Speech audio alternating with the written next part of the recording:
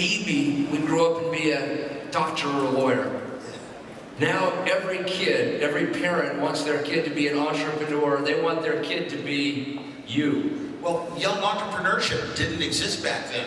It was like we had companies in Silicon Valley, and seasoned executives and professional managers would split off. It was called split-offs, and they would form a new company, and after doing the same sort of thing, and then a few of their seasoned engineers and whatnot would spin off another company. There were a lot of spin-offs, but they came from existing businessmen. They didn't come from young people. They're kind of coming from nowhere. That started out in sort of the personal computer days, you know, Bill Gates and us with Apple and all that. All of a sudden, now everybody says, whoa, this used to be considered impossible. Young people don't change the world. And they say, oh yes, young people can.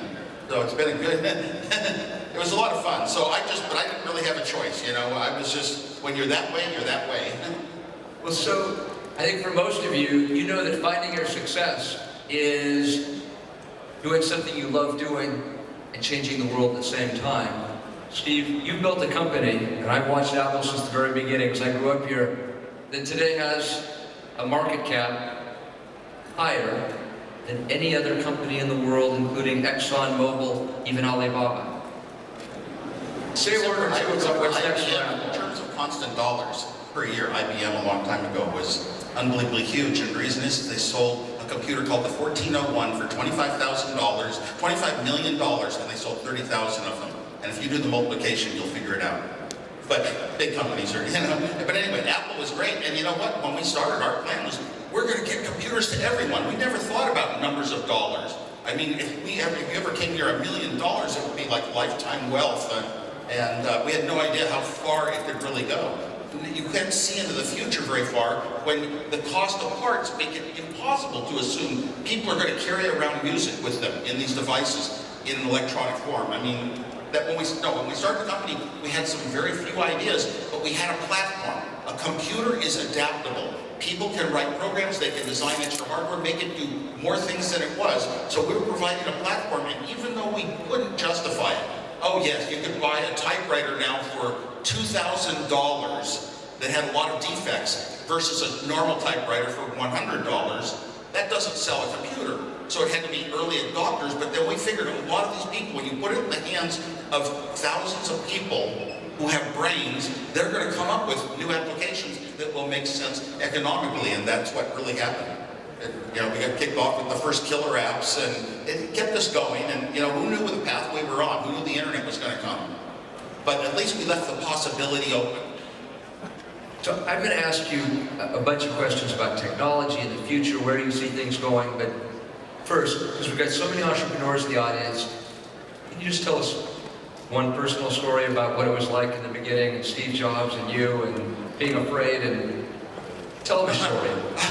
Well, obviously we're very young with no experience, but we had been actually, I would just do a lot of development. I was this engineer who just thought, here's an idea, I want to build it, I want to have one of these things. Here's an idea, I'm going to build something and do it. And I would build things over and over and over, and Steve Jobs would come around and say he had no money.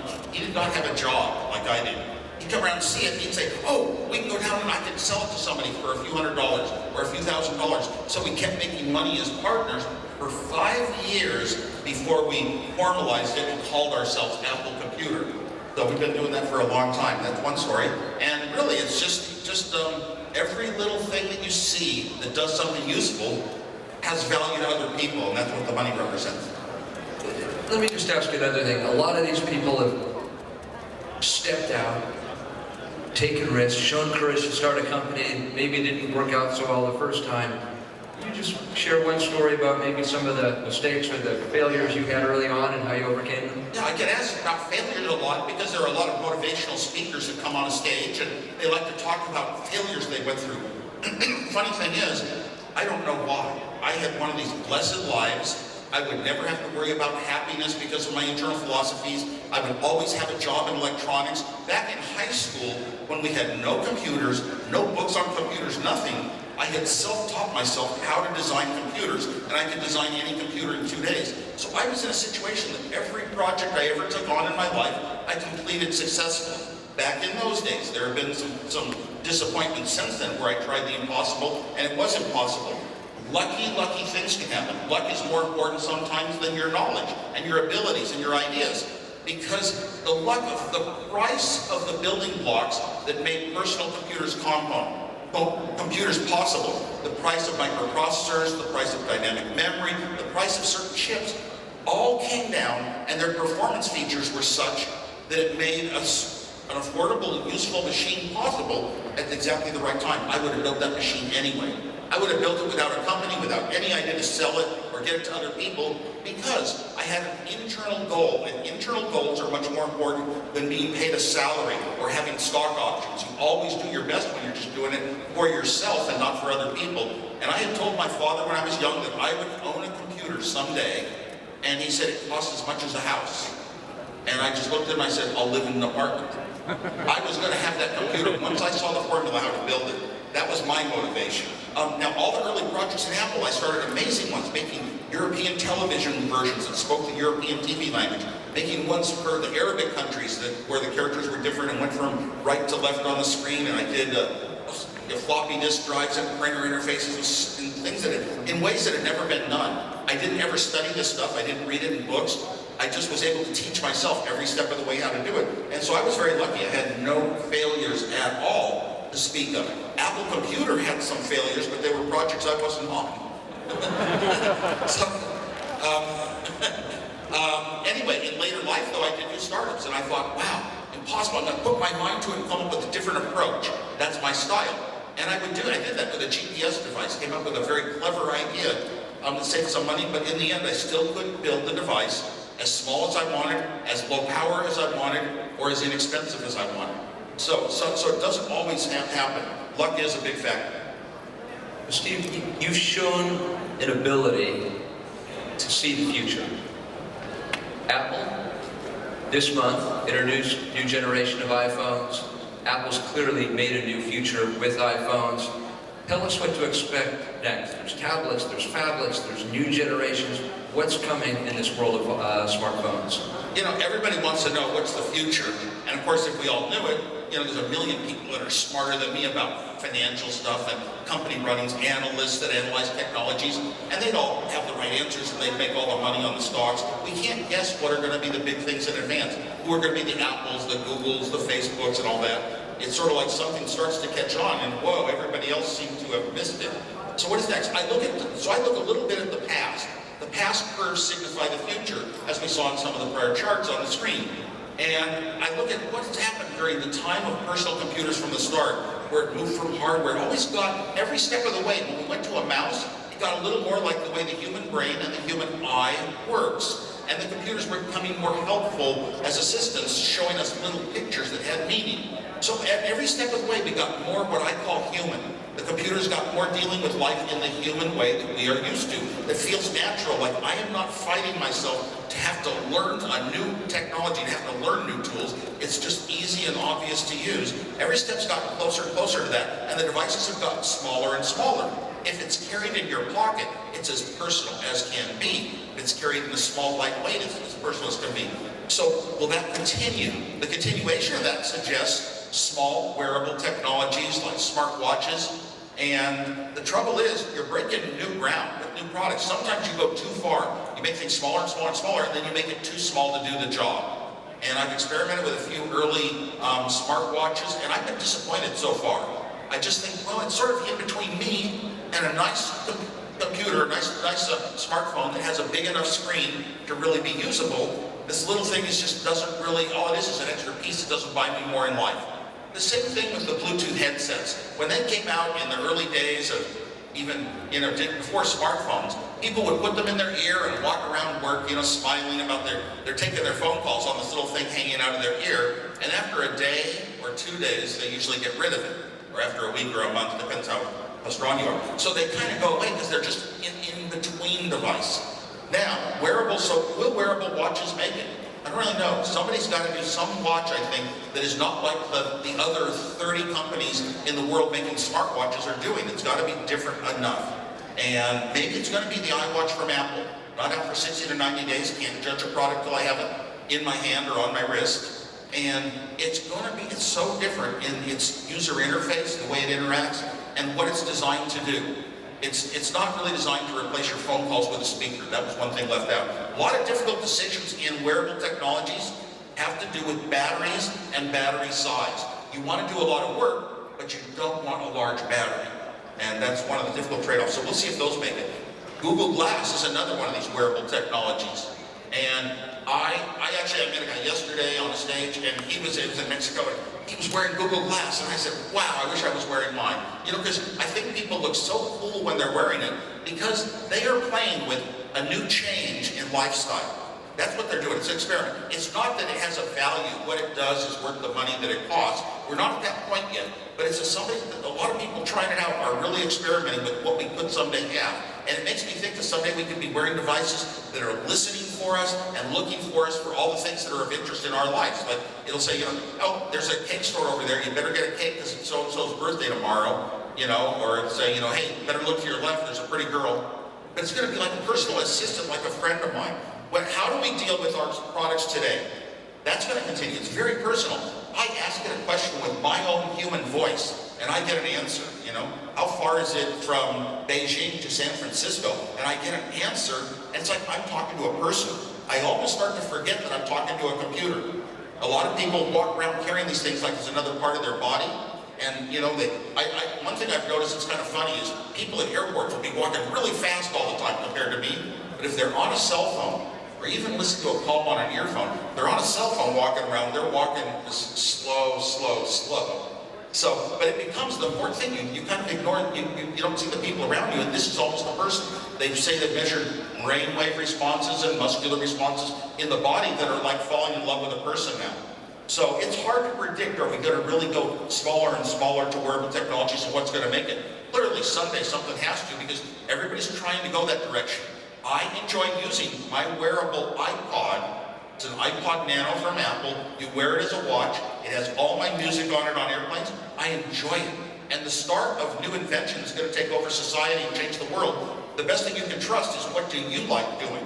Usually, often I'm right, but sometimes I'm wrong. I like something and the rest of the world doesn't go for it. So that's what I'm saying, it's hard to predict. There are a lot of other categories. We're only talking about wearables because it was mentioned. There's other categories you can look at for the future. You know, Internet of Things might be one, but I'll leave it to you. So let's go just a little further on that. You've tweeted that you love wearable devices. I'm wearing one myself right now. There is enough entrepreneurial talent in this room that if we shut the door and divided it into 4 groups and said, give me a business plan by the end of the day, I think we'd have at least $1 billion company. What do you want to see these people invent next that you'd like to wear? I would say, who in the audience is going to go back and say, one of the things is, I don't want to think the same thought that 100 other people would think, or 1,000 or 1,000,000, because I'm just going to come up with the same things. I'll be able to express myself well and communicate my ideas well as to why this is good. No, I've got to think so. I've got to try deliberately in my head. I'm used to having built things in the past. I know what can sort of, I know the limits of physical technologies, what can and can't be done maybe. What could I do that is so different than everyone else that would really astound them?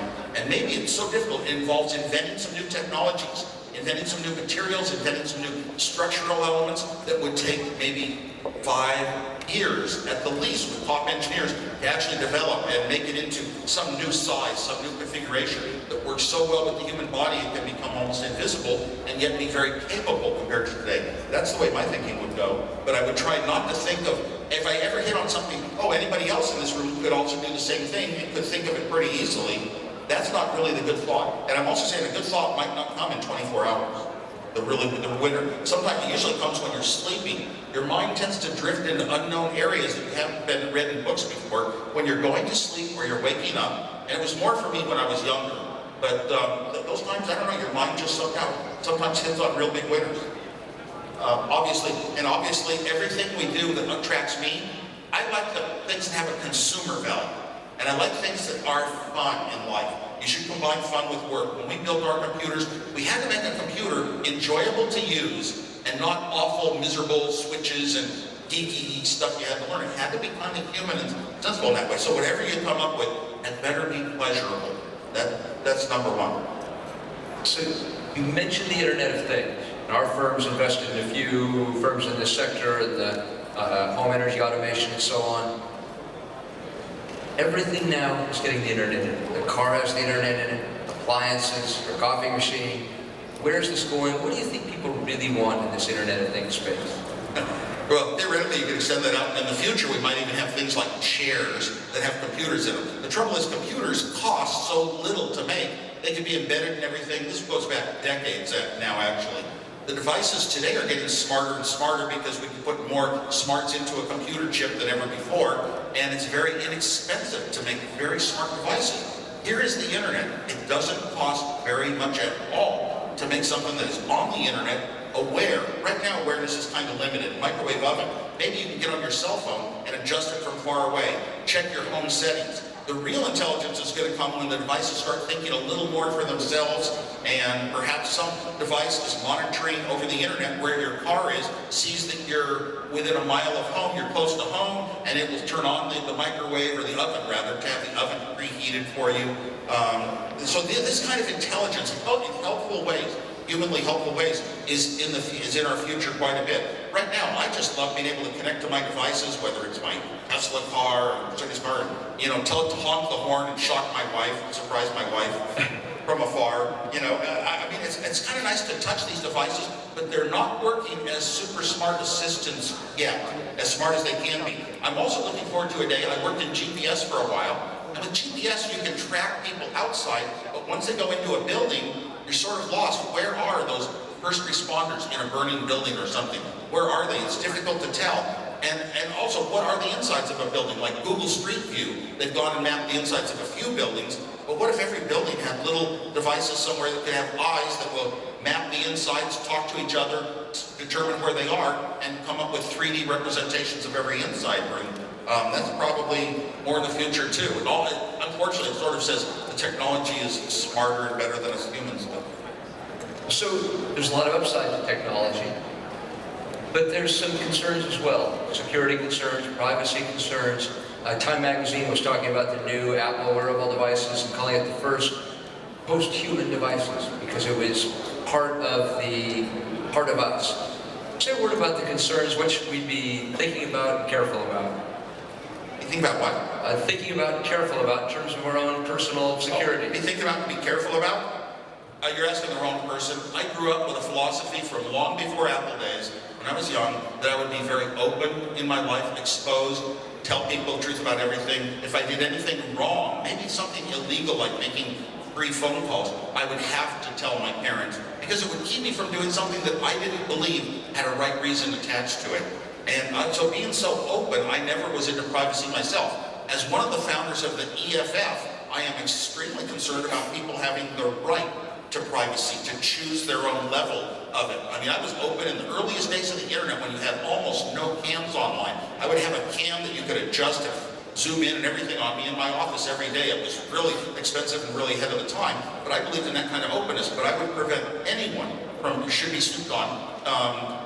I used to write a letter, and I would seal it, and I would lick the letter, and I was taught by my parents, when somebody receives the letter and it's sealed, then that's sort of an evidence it wasn't open, and it's a true message from you to them. If I'm sitting next to my wife, and I tell her my favorite color is blue, or if I tell her, I love you, or I tell her anything, I just expect it. This is between you and me, makes it so much more personal, it makes our relationship greater. And the internet just exposed us. We can communicate with anyone in the world so easy, and we didn't realize that in the end it was also usable because of electronic coding. It was usable for everybody to listen to everything we ever communicated to anybody. And I do not like that idea a bit. I'm very much on the side that we should have, unless there's some good reason to think you're doing something wrong, your communication in the world should be totally secure and private. Now, when you have things like bank accounts and everything's on the cloud, you store photos on the cloud, you store music on the cloud, you store settings of your computer on the cloud, you back it up on the cloud, and you store your banking and your assets on the cloud, especially those who have Bitcoin. Yeah, you always fear, oh my gosh, what if somebody came in and took it away and I didn't have it anymore? People were afraid at first to put their photographs on internet servers because, well, my photographs are too personal. Hard disk.